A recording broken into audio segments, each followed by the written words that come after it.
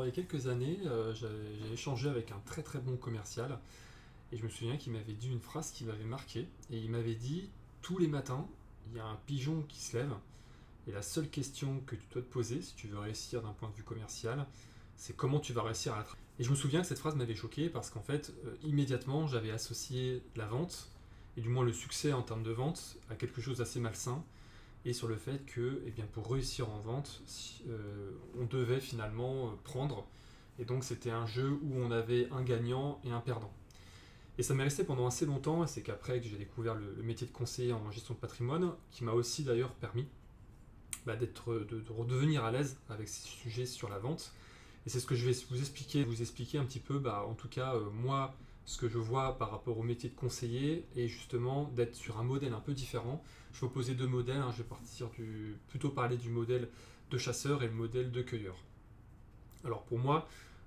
justement, ce commercial était plutôt en tout cas dans un modèle de chasseur, c'est-à-dire dans un modèle où pour réussir commercialement, il faut être plutôt sur du court terme, c'est-à-dire mettre effectivement auprès de son client de la pression, déjà trouver systématiquement à chaque fois un nouveau client, donc ne jamais avoir de relation long terme avec lui, donc par exemple sur une vente généralement avec des gros montants, où on va avoir une grosse commission forcément, et on n'a pas la possibilité de répliquer, de faire plusieurs ventes avec le même. Ça veut dire qu'on n'est pas, on n'a pas d'incitation derrière à entretenir une relation avec ce client, puisqu'on se dit en fait qu'on fait une vente et après on passe au suivant. Donc l'idée effectivement de ce pigeon qui se lève, hop, derrière on lui fait la vente, on le pigeonne clairement, et puis derrière on essaye de trouver un autre client. C'est plutôt effectivement le modèle de chasseur. Alors sans forcément vouloir faire des généralités ou juger, dans notre métier, même lui-même de conseiller en gestion de patrimoine, qui n'a pas forcément non plus très bonne presse, on a aussi un autre métier qui est assez proche, qui est celui de l'agent immobilier, où on voit aussi parfois beaucoup d'abus, et on est aussi sur un modèle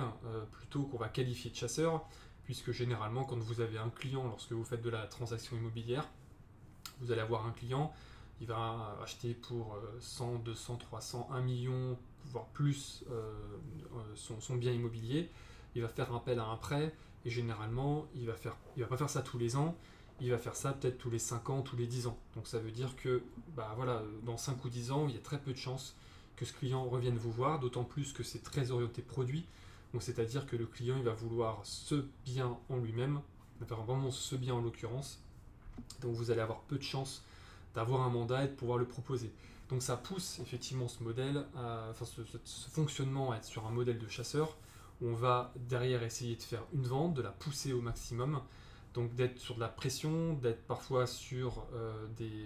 d'aller vouloir aller vite, d'engager trop vite le client, de lui mentir, que ce soit vraiment lui mentir ou par omission. Ça malheureusement on le voit très régulièrement dans les agences immobilières, parce qu'on est sur un modèle très court-termiste. Alors encore une fois, je ne veux pas généraliser, je ne veux pas juger les agents immobiliers, il y en a beaucoup de très très bons. Et d'ailleurs, la raison pour laquelle aussi dans les modèles d'agences immobilières, pourquoi on retrouve moins cet état d'esprit dans le luxe notamment, puisqu'on on va être plutôt sur un modèle de cueilleur que je vais vous définir tout à l'heure, puisqu'on va plutôt avoir des acheteurs qui ont parfois des gros budgets et qui changent très régulièrement de biens immobiliers, et qui ont une relation généralement avec un agent immobilier dans un modèle un peu différent, où l'agent immobilier va aussi défendre son acheteur pour trouver d'autres biens et faire des partages de mandats sur d'autres biens de plutôt luxe avec d'autres agents immobiliers. Donc c'est pour ça qu'on est plutôt sur un modèle de cueilleur qu'on retrouve aussi dans la gestion de patrimoine, même si encore une fois je le dis, le métier de conseiller en gestion de patrimoine n'a pas forcément bonne presse, puisqu'on a aussi beaucoup d'abus. On a beaucoup de personnes se disant conseillers en gestion de patrimoine qui abusent aussi, et voilà, où derrière on va sur les mêmes abus, c'est-à-dire le mensonge, vouloir aller vite, etc., pousser un produit. On en retrouve aussi en gestion de patrimoine. Pour autant, je trouve que le modèle effectivement du conseiller en gestion de patrimoine, qui est basé sur la récurrence, sur l'accompagnement à long terme, va permettre d'être sur un modèle de cueilleur, où on va entretenir une relation avec le client, puisqu'on sait qu'on va accompagner le client à un certain instant, mais on va pouvoir aussi l'accompagner sur du long terme et pouvoir faire plusieurs ventes entre guillemets avec lui, plusieurs placements, plusieurs types de produits. Et ça permet d'avoir une relation vraiment privilégiée avec le client, de faciliter la vente, et de ne pas se dire il faut à tout prix que je fasse une vente avec ce client et que je passe au suivant. On est sur un modèle parce qu'avec 20, 30 clients, parfois c'est très suffisant pour très très bien en vivre et avoir des salaires, des rémunérations supérieures à des salaires de cadre avec 20 ou 30 clients. Et de les accompagner sur du long terme. Et le conseiller en gestion de patrimoine, s'il exerce bien, qu'il a les bons partenaires avec qui travailler, il va être aussi sur, je vous l'ai déjà expliqué sur une vidéo sur la partie rémunération, il va être sur une rémunération récurrente. Quand il va commencer l'année, il va le faire de manière sereine, puisqu'il sait qu'effectivement il a des commissions sur en cours et donc du récurrent qui tombe, et il ne va pas forcément avoir une certaine pression